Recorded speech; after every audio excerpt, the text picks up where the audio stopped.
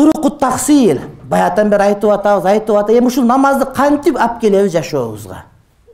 Намазды хузу, хушу менен, намазды коркуу менен, Кудайга берилүү менен окушубуз керек. Бирок ушуну алып келүүнүн жолу барбы? Айтабыз, 100 жылдан бери айтабыз, бирок таптакыр эле намаз жок бизде. Эмне үчүн?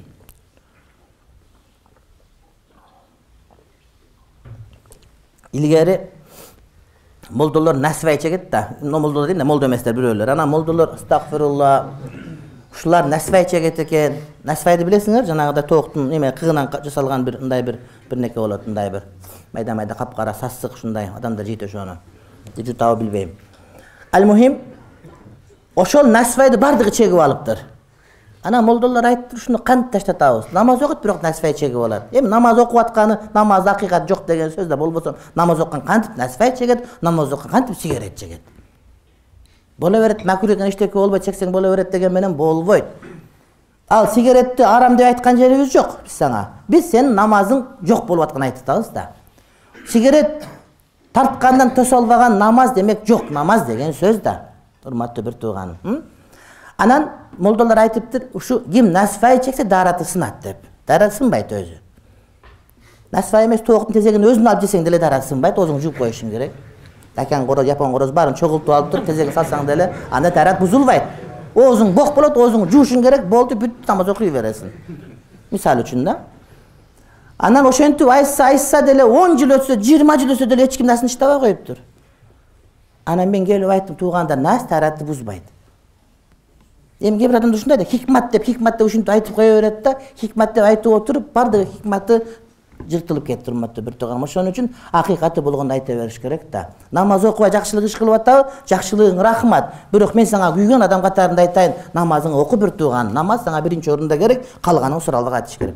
Кантип жетишебиз мынакей?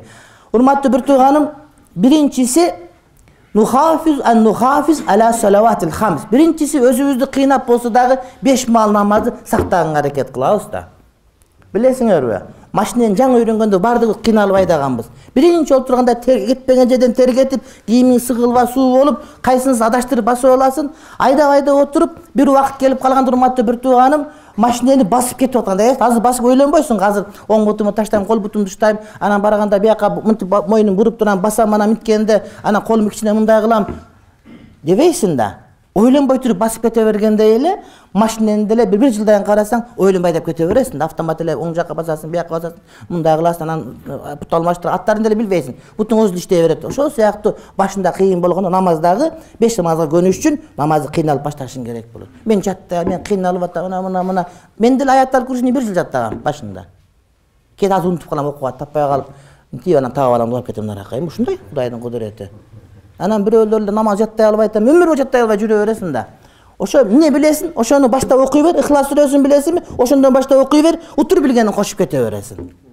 Эч ким гарантия бере албайт. Менин намазым 100% мына деп эч мен мактана албайм, мисалы үчүн. Абдушкураж да мактана албайт, Муфтий дагы мактана албайт. Эч ким мактана албайт.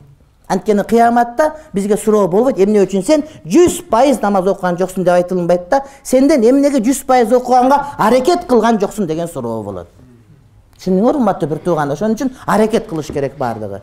Намаздын жарымын билесиңби? Ошону окуй бер, утур кошуп кете бересиң да. Көп адамдар Фатиха сүрөсүн билет, бирок намаз окубайт. Бир жолу бир сахаба пайгамбарыбыз жанагыда купуя окуган жерлеринде эмне айтканын билбейт экен да.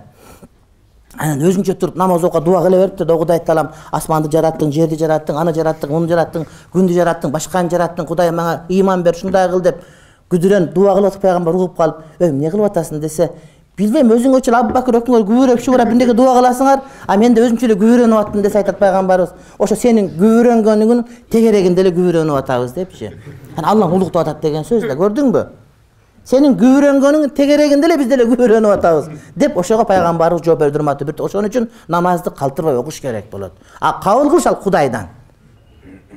Эстен чыгарбаш керек. Демек, биринчиси 5 маал намаз сакташыбыз керек.